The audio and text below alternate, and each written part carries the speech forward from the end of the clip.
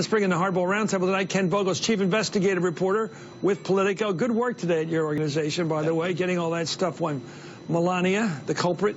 Anyway, Amanda Terkel, senior political reporter with the Huffington Post, and Jason Johnson's politics editor at The Root. Let me ask you all about Trump and speaking style and the need to win. I believe that this game is not quite a win yet. Right. I think he has to pull it out of himself tomorrow night because he hasn't won it yet. He hasn't won the week. I think he has to choose between what the safety managers around him will say. Get a script, get a good writer, and read it. In fact, rehearse it a few times, but don't put too much surprises in there. Or come out and do that stream of consciousness thing, which he's actually wickedly good at, which is to come out and just whatever comes to his mind, these free associations and the nicknames and the trash talk. And that wouldn't seem appropriate for this venue.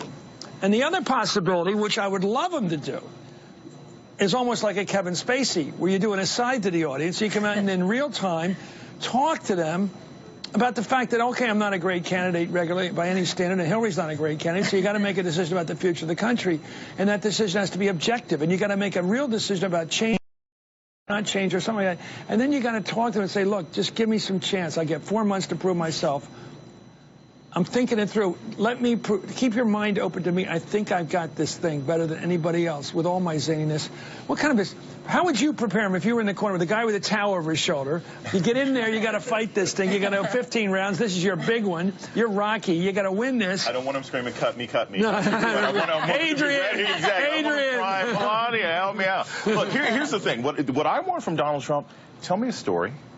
Tell me your America. I haven't heard it yet. Yeah. The biggest takeaway I've had from this week, I've been here for McCain, I've been here for Romney, is this feels like a funeral. Yeah. They keep telling me that the America they love is already dead. Well, gosh darn it, tell me about the one we're going to get with you. Not just the bad one that we've had under Barack Obama. And if he can tell me a story, if he can tell America a story, I think he wins tomorrow.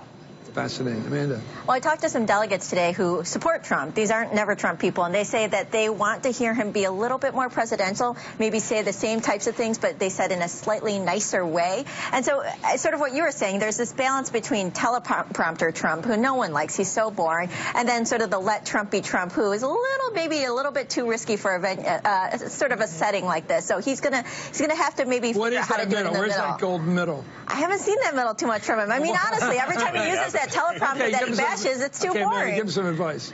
Well, I think I like this thing, sort of giving a vision. I mean, you know, Donald Trump is so different than so many people here, but they really like him. And we hear him bash people all the time. He goes off on these tangents. But what is he going to do? What is Donald Trump's America going to look like besides having a big wall? I love those questions.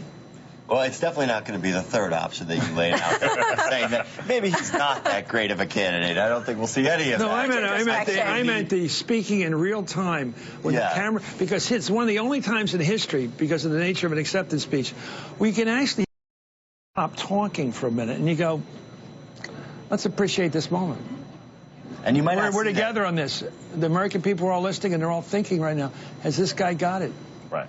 And then you got to get them in that moment. You can just start talking to them like you would to a son or a daughter or a parent and have a personal conversation with the American people. It is an amazing opportunity.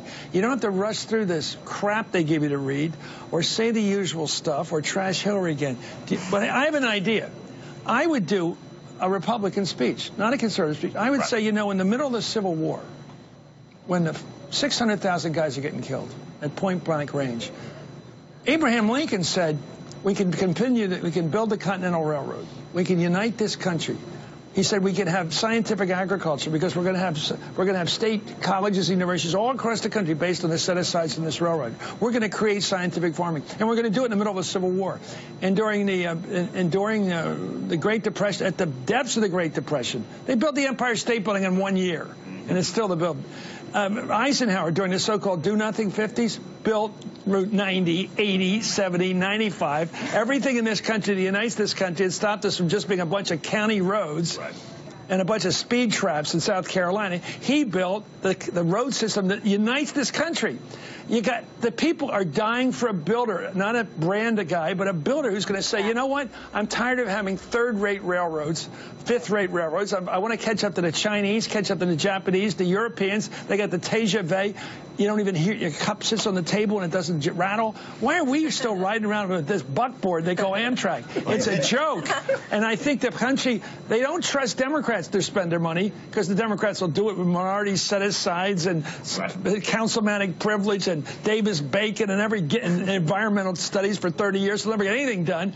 But they would trust a Republican that was willing to do it. They would. And you did if hear it do it. Of the talk about the infrastructure plan. Yeah. That's something that you heard. Don't use that word, Rich. by the way. That is a D-bag word. He says infrastructure is the worst word, and it is the ugliest word. It means nothing to anybody. You say infrastructure, they say boring. Stop talking. But how about building stuff? On the more tactical point, he's got to ride with the horse that brought him. You know, I mean.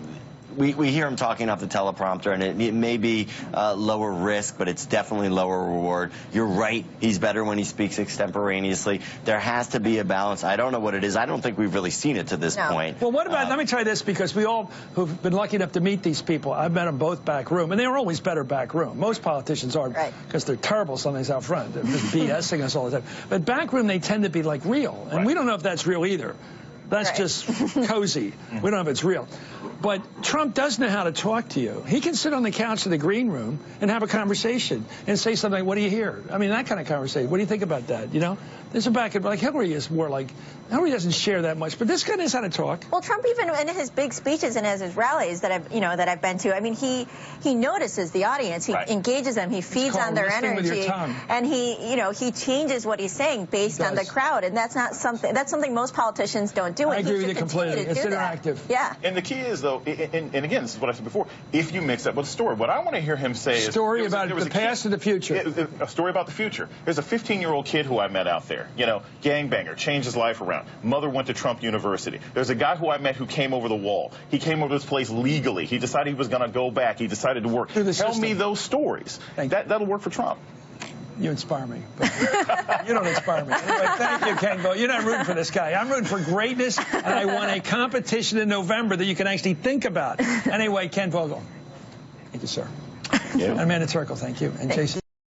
We'll be right back after this. More from the Republican convention.